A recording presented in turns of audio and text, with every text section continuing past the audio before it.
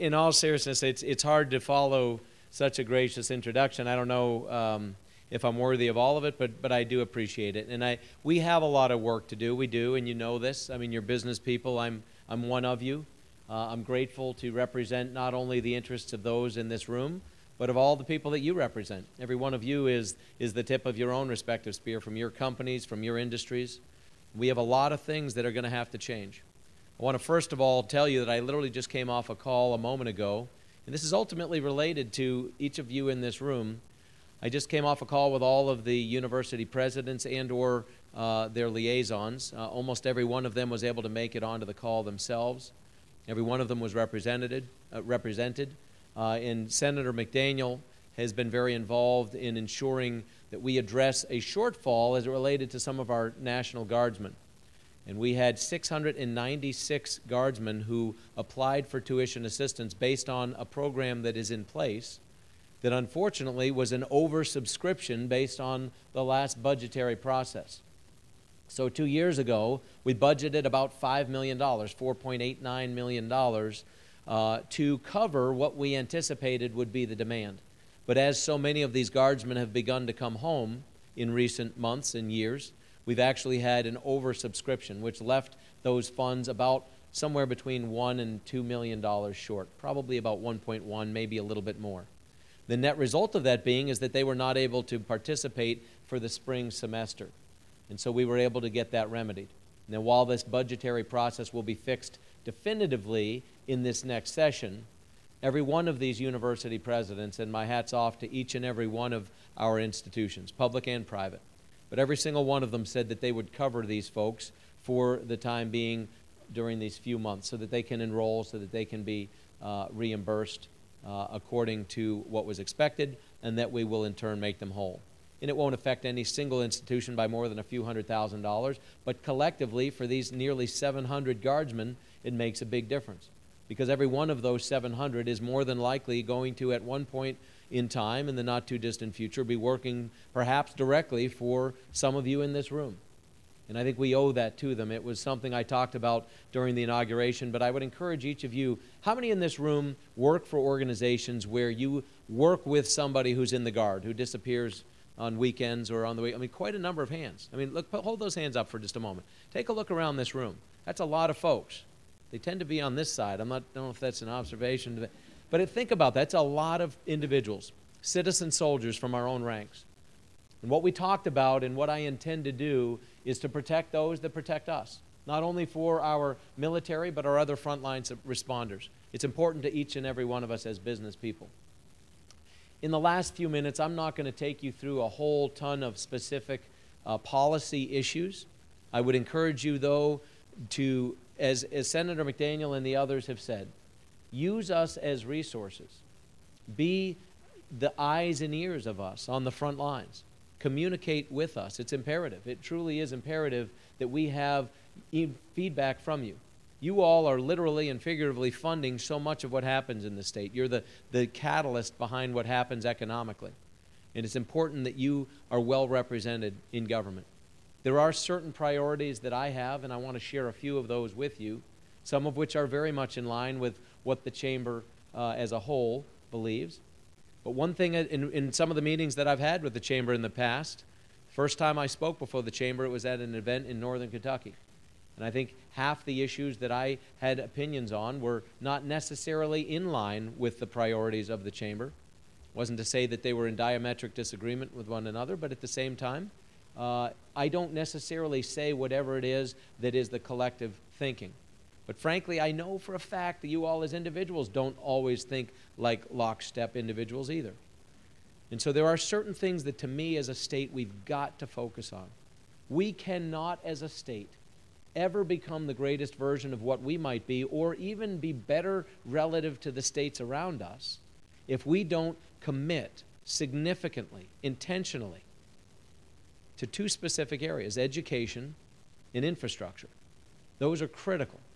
And the ways in which we then do that, it's easy to say that. The hard part is, what do we do? One thing on education, there has been a demand on the part of the Chamber, and I am in full agreement with the fact that we need to rethink the way in which we allocate post-secondary education dollars.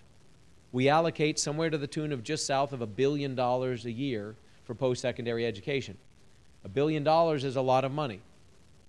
I'm a big proponent of something called outcomes-based funding. If we say we want STEM degrees, if we say we want individuals who will graduate with the very things that you as employers are demanding and having trouble finding, then we need to incentivize the very behaviors that produce those results. We need to reward schools based on people who graduate, graduation rates, progress toward graduation, graduation with degrees in the very things we say we want and that we know we need. The dollars should reward that type of behavior. It's really not any more complicated than that. It isn't to say that you just say, okay, that's what we're going to do. There will be a formula. It will be agreed upon. Some of our university presidents have gotten together, put forward a good first effort on that front. I'm grateful for that. It doesn't go as far as I think it ultimately needs to. It tends to be very forward-looking, not at all backward-looking, and I appreciate why that is the case. It tends to be specifically looking at only an increase in dollars from where we are to any dollars that would be added. That's not acceptable to me, and I'll just let that be known right now. It's going to apply to all of the dollars, all 1 billion of them. You all are paying those dollars. You deserve that. You need it. So we're going to look at outcomes-based funding. We're going to look at how we can get a better bang for our buck as taxpayers, as business people. On the infrastructure front, we talk about things like P3 legislation. I've been very clear, and I've sat down with Jacqueline and others at the Chamber talking specifically about this issue. I'm not a big fan of putting forward responsibility for paying things if there's a way to pay for it in the here and now. And yet P3 is important, and I've shared this with you all before. P3, public-private partnerships. The part we need to be thoughtful about is the private part, because they expect a fourth P, which is a profit. And so in fairness to them, they want that profit. That profit is going to come ultimately when they are melded with the public, from the public themselves, in the form of something, taxes or some tolling and or what have you. And so we have to be thoughtful about it. As it relates to things like university housing, fantastic. It seems like almost a no-brainer. As it relates to things like broadband and expanding our digital infrastructure, it again would seem to make very good sense. There is a concerted effort right now. I met at length the other day with Congressman Rogers, who has been spearheading this effort to try to bring broadband to this state in a meaningful way. But frankly, I need to see the final legislation tightened up. I need to see it actually in its entirety, because not all that glitters is gold. I do think there's tremendous possibilities there, things that we need. But I just want you to understand that I will approach this as if it's my own money, because in some measure it is, and it's your own money. And I'll spend the state's money to the extent that I have control over it, as if I'm spending your money. And this is one of the advantages, I think, for me, having come from the outside. I'm not a professional politician. I'm grateful for those of you who supported me in this race. I know that none of you were willing to admit it until I actually won, but that's okay. I understand. It's all right. Some of you did it anyway. You went in there quietly, and you came out and you told your friends until about 7 p.m. that you'd done something else, and that's all right. But then it became safe, and now you're my friends. And so, but here, in all seriousness, here's the bottom line. Republican and Democrat, we're all in the same boat together. We're all in the same business boat together. The economy of the state's going to rise or fall and carry every one of us with it. And so for those of you who understand what it's like to be business people, again, bear with us as we move our way forward. I hope you feel good about the fact that guys like Dan Bork, I mean, some of the people that we're bringing on board are good, solid, qualified people. People that you know.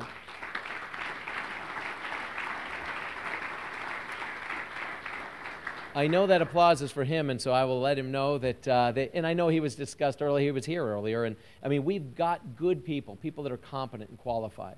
We are going to work on your behalf. There are other changes that we're making that will affect each and every one of you, some of which are a little controversial. I made an appointment to Justice, to the cabinet, in the Justice Cabinet. A guy who is a state representative happens to be a Democrat. John Tilley is a very qualified, competent, squared-away individual. He was without question, in my estimation, the best person we could have put in this position. He is not uniformly loved or received by all corners of the justice spectrum, but he is a change agent. He's thoughtful. He's a man that will bring constructive changes to the system and ideas to the equation that are imperative to ultimately ensure that we assimilate people back into society and that we don't, as those that are paying for this, have more than we can afford to bear in terms of the cost of maintaining our corrections, among other things. So all of these are interrelated. As it relates to things like taxes, there will be changes to our tax code in the years ahead. I can promise you one thing right now. I don't intend to keep having 5-year plan on 5-year plan on 5-year plan. I don't intend to convene more blue ribbon panels and then put them on the shelf and do nothing about them. I'm tired of those. I'm tired of reading about them, frankly. We're going to make changes. You're going to see changes even in the upcoming budget session, which is not typically when tax policy gets addressed in any meaningful way. But we are going to get rid of the inventory tax in the state of Kentucky. I can tell you that right now. We're going to get rid of the death tax. We are. These things are detrimental. They send the wrong message to the outside world that we're not serious. And so these things will be phased out and moved on. We are going to be seen as being business friendly because we are going to be business friendly. I know as a business person, and some of you know this from having heard me speak before, some may not, I own all or part or have owned all or part of 10 different companies. I've put those into the hands of other people now because I'm not able, or I literally don't have time or ability to be actively involved in them, but I know what incentivized me as a business person. I know where I was motivated and where I wasn't. And so that kind of thinking comes to my equation as I attempt to govern the state. So on the tax front, things like tort reform, we will bring tort reform to the state of Kentucky. We will. The Commonwealth needs common sense tort reform. Has to happen. I don't care what your industry, whether it's in the retail industry or whether it's the healthcare industry or any number of other things. We have to have some common sense tort reform. Right to work legislation will come to the Commonwealth of Kentucky. It will. It will not happen immediately, and I encourage you to understand this. We do still have a divided House and Senate. And even within the Republican ranks, there is not the appetite for this that I wish there was. It will come of necessity. We're the last state in the South that hasn't passed it, the only one in the entire manufacturing belt from Wisconsin to the Gulf that hasn't passed it. It's passed now at a dozen counties and growing from the bottom up. It is coming. It will come soon enough. Perhaps not soon enough, but it will come.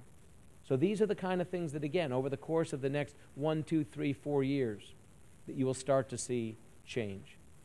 At the end of the day, though, I want you to understand this. I'm one guy. I don't have a magic wand. I don't, for everything that I have a thought on and a passion for, there are other things that I frankly don't know enough about. Many of you are experts on things that I don't know enough about. I'm surrounding myself by people who I think are going to be the embodiment of what you would have done if you could have appointed folks. I've tried to find people, as I alluded to earlier, who are, first of all, people of good character, people who have impeccable character, unreproachable, people who have good competence, people who are experienced in the arenas that they are now overseeing, and people, thirdly, who are committed to those of you in this room and beyond, people who are committed to the Commonwealth of Kentucky. This is what we need. And so this is what we're going to do in the days, weeks, and months ahead. Be patient with us. Bear with us. Not everything that you all want to see happen is going to happen immediately. But I'll tell you what, we will start to transform the state of Kentucky. We will start to transform where we are because it will be a trajectory that starts this past week. We will start to move in a different direction. I'm grateful for your support. I really am. And I was being a little facetious earlier. A number of you in this room were supportive, and I'm grateful. I really am. Continue to be. We need your help. We need your patience as well. I'm happy, and I know time doesn't exactly allow it. You're supposed to end now, and if I don't let some of you go, you're going to hit traffic in certain areas and resent me for it, and that's not how I want to start out my administration. So let me just wrap up by saying this. I mean, all these things, jobs, taxes, education, they're all interrelated. You know that. There's certain things that have been done incorrectly that ultimately need to be done in this state. We're going to follow the law in our administration. We're not going to do as many things. You will see executive orders be undone. Just mark my words. I'll say that. I'm going to undo some things that were done, and we're going to go about doing them the proper way. We need to get back to actually letting the people's voice dictate what is and what is not done in the Commonwealth of Kentucky. That's what a government of and by and for the people is supposed to look like. You all are responsible for what happens in our government. And so to that end, I'm just the tip of the spear. I'm grateful to you. I really am. I'm looking forward to working with you. I'm humbled by the opportunity. I look forward to further conversations that I'll have with you. I thank you for your support, and please, in all seriousness, do keep us posted with things that you hear, things that you need, things that are not working according to schedule. I would be grateful. And now I'm going to test to see who's actually paying attention there. Outstanding. All right. Thank you all. We must move people who are not currently in the system to a defined contribution plan. Has to happen. Has to happen. There is no demographic way to do otherwise. KTRS, for example, teachers, we have less than 2 active teachers for every retiree. How can you build a defined benefit plan on a system like that? You cannot. I was joking earlier, but really it wasn't kidding, that it would have been great if we had turned the pension system over to Fidelity or any other competent investment firm 15 years ago when we were fully funded. We knew what was coming. You cannot have 1 point some odd workers for every retiree. You cannot have people retiring after 20 and 25 and 27 and 30 years and spending an equal or greater number of years in retirement. And you can't have high 3 and high 5 type systems into the future where people are making 75% for 40 years of what they made while working for the top 2 or 3 of 30 years. It does not make sense. And I know I'm preaching to the choir, and I know this is what you've had a lot of conversation about. It is going to require a level of political capital that I'm going to have to spend and others are going to have to spend, and it's going to take intestinal fortitude on the part of Republicans and Democrats alike because this affects people regardless of their party. It has to be addressed, and it will be addressed. You will find that in this budgetary process, don't expect anything dramatic coming from me. I have to present a budget in about 6 weeks. It's going to be coming upon us in very short order. Don't expect dramatic things. It will be simple. It'll be simple on purpose because it will then afford us, through that simplicity, to get to the things that matter. I have no qualm whatsoever, including on the pension front, including on the tax reform front with certain key issues. On school choice, I'll tell you what, we're not going to be a state that's still one of 7 that has absolutely no competition for public education dollars 4 years from now. That will not be the case. There are any number of things that we're going to have to draw people's attention to. And it's going to have to happen as a result of me as the governor holding people to account. I am happy to veto things. If people want to spend all the time in Frankfurt worrying about who uses which bathroom in the public schools, that day is over. I'm just telling you right now. I have no tolerance or interest in that kind of nonsense. None. Those things matter to some, but they sure don't matter relative to everything else that needs to be addressed in this state. And we're going to prioritize, and we're going to have a sense of purpose and a sense of focus, and it is going to start with our pension system.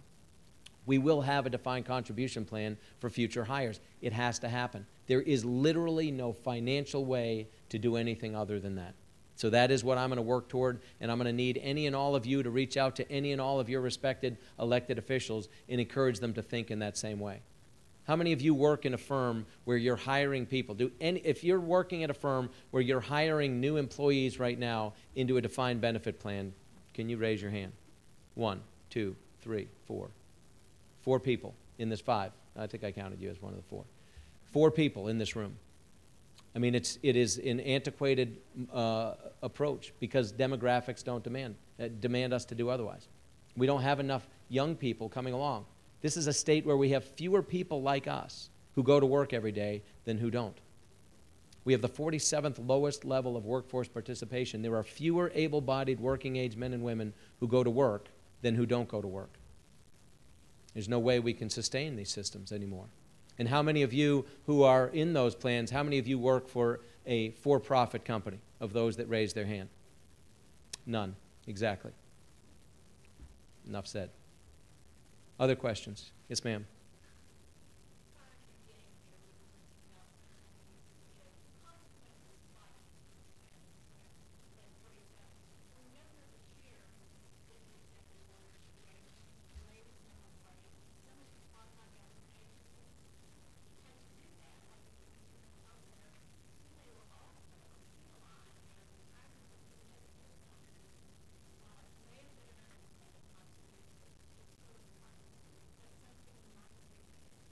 I'll tell you what, let's just say you all, yes. Stay tuned. In fact, yes, yes. Here's what I'll say, though. Let's say you all worked for the state legislature and you were meeting in this room. What also was not addressed in that very same order was, does that mean the person who comes in here and fills up your water has to be making $10.10 an hour? It is implied that they would. And yet, there are any number of private sector businesses like this hotel that are now like, should we bid for these? Should we try to get them to come here? Because there's always the potential when something's ambiguous and gray that there can be recourse, that people could reach back if people wanted to be punitive and be so if they wanted to then dig into somebody's business. I mean, we just need to be clear. We need consistency. We need clarity. And yes, yes, and yes. Stay tuned. It's coming. Other questions? Yes, sir.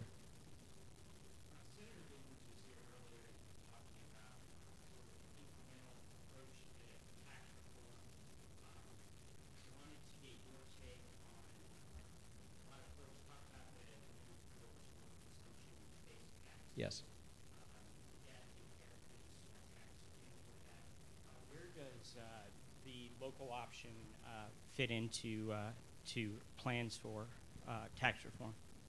The question was this, that Senator Givens had spoken about the need for incremental tax change. I agree completely. There was made mention of two things we talked about earlier, death taxes. You didn't mention inventory tax. That's an example. And then the question was, where does, in the course of moving from more of a production-based tax economy to a consumption-based tax economy, where does something like the local option sales tax fit in? And I have, again, from the very first time I've addressed the chamber now on several occasions, and each time I've made clear, including when I sat down and spoke, and I would encourage you, if you want to get more nuanced, thoughtful answers from me than this even allows us, you can go on the chamber site. Is it still on there somewhere? If you were to go on the chamber site, you can see a sit-down interview with me where we went several minutes into every single one of these answers. But as it relates to the local option sales tax, while I'm not a big proponent of adding more taxes on top of people, there are very good and compelling reasons for why this is something we should consider. And while I'm not going to lead the charge for this, I've made that clear. I'm not at this point going to lead the charge for this. I'm also not going to be an obstacle to it either. I do think the people have the ability to have their voice heard. This will, as you know, require a constitutional change that I frankly don't then have any ability to. This isn't a veto thing for me or not. It needs to be a legislative effort to allow a constitutional change that allows it to be put on the ballot, that allows people at the local level to decide whether they actually want it. So there are several steps, 3 at a bare minimum, to accomplish this. I will say this, and I appreciated your comments at the outset, I am a person who does a fair amount of homework. I've studied this for years. Oklahoma City has done it probably as early and as effectively and frankly as often as any city that I'm aware of in this country. They're now going back for their 3rd bite at that apple. I've seen the venues, what they've done down on their waterfront. I've seen physically in person. I've studied this and seen how it can be effective. And I'm very aware of the fact that it has the ability to be value added. Interestingly, some of the communities that are most enamored by it don't fully appreciate. They like the idea that they can get more tax revenue. But ironically, some of the counties in which there is nowhere for people to spend that money, their people go and spend their money in other counties. They're excited at the idea of this because sadly they don't fully understand that it's going to allow their citizens' money to go to cities like this one. That's the reality. So I want us to go in with our eyes wide open. But I do think people should have the ability to have their voices heard. And I think if done properly, one of the issues we had in the last legislative session that put the kibosh on it, the enabling legislation was not tight. We need to have very clearly delineated sunset clauses and exactly what that means so that people understand it. It needs to be tightly written. I think if in fact it were more tightly written, it would have more success. And so to that end, again, I'm sort of in the middle on this one. I'm personally not a big proponent of adding more taxes. I'm more interested in taking them off, and yet there is real, definitive, proven value add associated with this being done right, and I'm very aware of that. Yes? Hello, Governor. Kevin Smith with Beam Suntory. I'm sure this is not at the top of your agenda, but could you briefly speak about tourism and how it's going to play a role in your administration? Sure. It's interesting. Back in the 1980s, I lived in Japan. I have a degree in East Asian Studies, and that was back when everyone said the Japanese were going to take over the world and we were all going to be working for them and speaking Japanese. And I figured, well, if that's true, I'll get out in front of it, you know. So So I did. I moved to Japan, and it was interesting when I heard a few years ago that Suntory had gotten involved, and there were many people that were concerned about that. And I remember telling people this is the best thing that is going to happen to the bourbon industry in terms of a partnership. And indeed, I think we've only begun to scratch the surface of the value that is going to come, because the resources, the capital, and the patience and willingness to let that germinate over time has only just now begun to take fruit. And for those of you who've not been down in Nelson County and Bardstown in that area and been on any part of or any of the peripheral businesses that have sprung up around the Bourbon Trail, you're missing out. You don't even have to like bourbon to appreciate what an incredible and powerful impact it is having in our state's economy.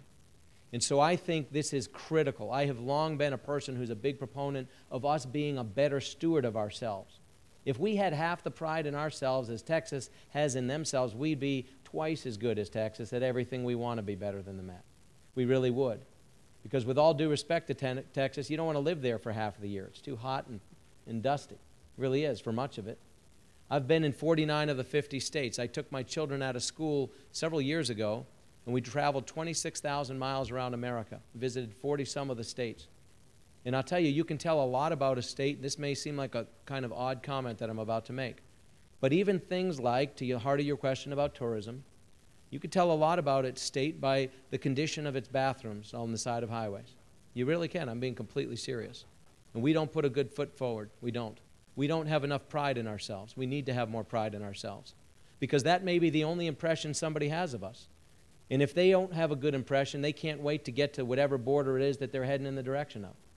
We don't want to be the state where people don't want to stop. We want to be the state where people stop here perhaps the first time by accident on their way to somewhere else and have such a powerful experience, whether it is on the side of the highway or whether it's because they take a little detour. And no matter where they go in our state, they have such an incredible exposure to us that they can't wait to come back on purpose the next time.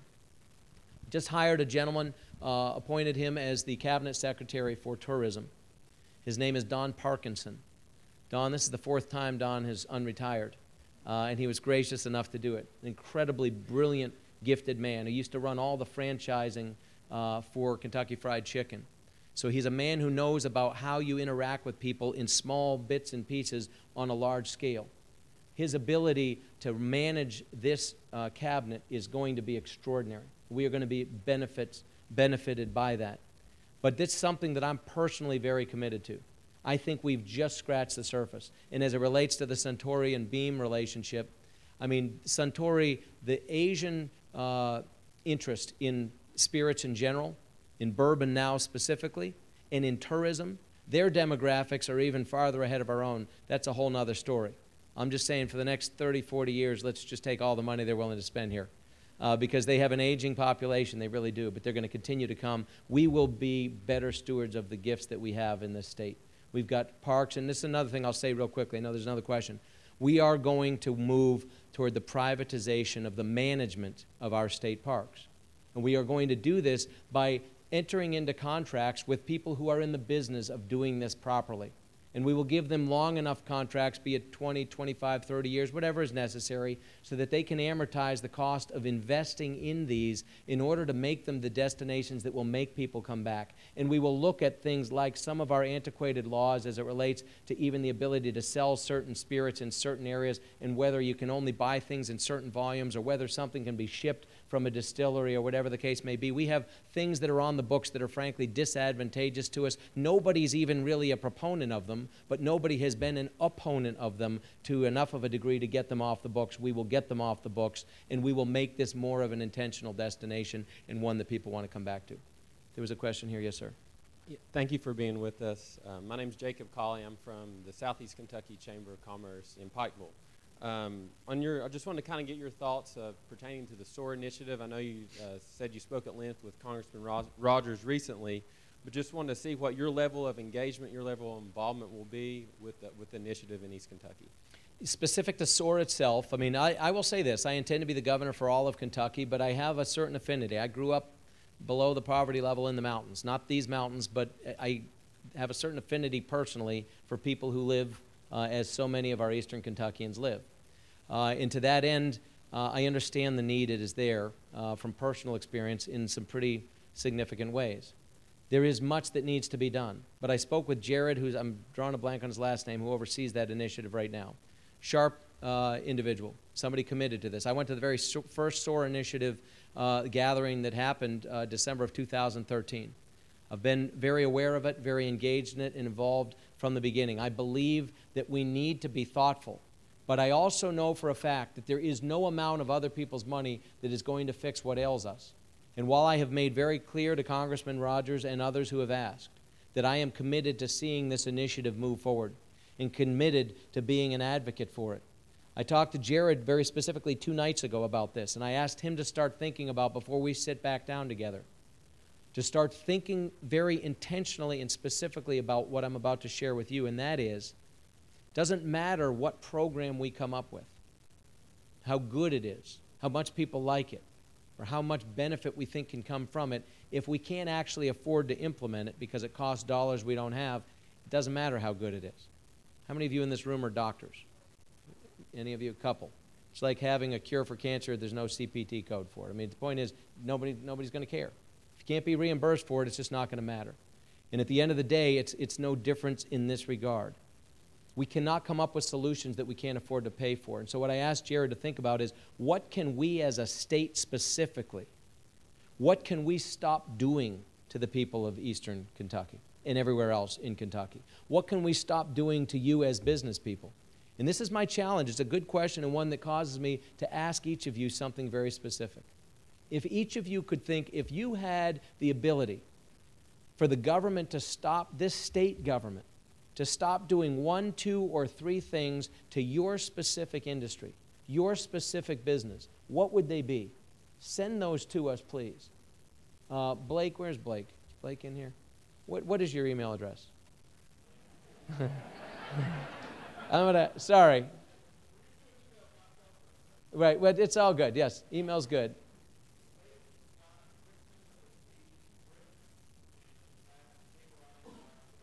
Blake.brickman, B-R-I-C-K-M-A-N, blake.brickman@ky.gov. If please send him an email.